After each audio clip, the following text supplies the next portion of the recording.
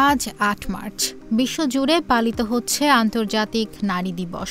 এই দিনটি নারীর কৃতিত্বকে সম্মান জানাতে এবং লিঙ্গ বৈষম্য সম্পর্কে সচেতনতা বৃদ্ধি করতে বিশ্বব্যাপী উদযাপিত হয়। আন্তর্জাতিক নারী দিবস কেন ৮ মার্চ? আন্তর্জাতিক নারী দিবস প্রতি বছর ৮ মার্চ পালিত হয়। ১৯০৯ সালের ২৮ ফেব্রুয়ারি প্রথমবারের মতো এই দিনটি পালন করা হয়। সেবার আমেরিকার সোশ্যালিস্ট পার্টির উদ্যোগে ১৫,০০০ নারী তাদের অধিকার, কর্মঘণ্টা কমানোর এবং বেতন বৃদ্ধির দাবিতে নিউ ইয়র্কের রাস্তায় নামেন। সে সময় থেকে নারী অধিকার রক্ষার আন্দোলনটি শুরু হয়। কবে থেকে আন্তর্জাতিক নারী দিবস পালিত হচ্ছে?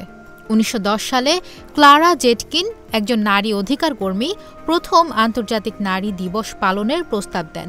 ১৯১১ সালে অস্ট্রিয়া, ডেনমার্ক, জার্মানি ও সুইজারল্যান্ড সহ আরও কয়েকটি দেশে ১ মিলিয়নেরও বেশি মানুষ দিনটি পালন করেন। তবে আন্তর্জাতিকভাবে এই দিবসটি ১৯৭৫ সালে জাতিসংঘ কর্তৃক স্বীকৃত হয়। আন্তর্জাতিক নারী দিবসের প্রতীক ও রং কী? এ দিনটির প্রতীক নারীর লিঙ্গ এবং রং হিসেবে বেগুনি, সবুজ এবং সাদা ব্যবহার করা হয়। বেগুনি মানে মর্যাদা ও ন্যায় বিচার, সবুজ আশার প্রতীক এবং সাদা বিশুদ্ধতার প্রতীক।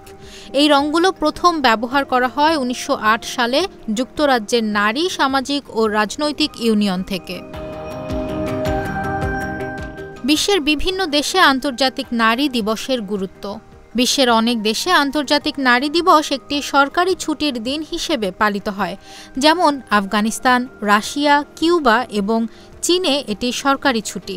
বিশেষ করে রাশিয়ায় ১৯১৭ সালে মহিলারা প্রথমবার ভোট দেওয়ার অধিকার লাভ করেন, যা এই দিনটিকে ঐতিহাসিক হিসেবে প্রতিষ্ঠিত করে। এছাড়া ১৯৯৬ সাল থেকে আন্তর্জাতিক নারী দিবসের একটি থিম থাকে, যা বিভিন্ন বছরের ভিন্ন ভিন্ন বিষয় নিয়ে আলোচনা ও প্রচারণা চালায়। এই বছরের থিমও একান্তভাবে গুরুত্বপূর্ণ এবং সকলের মধ্যে নারী অধিকার রক্ষার জন্য সচেতনতা বাড়ানোর উদ্দেশ্যে উদযাপিত হচ্ছে।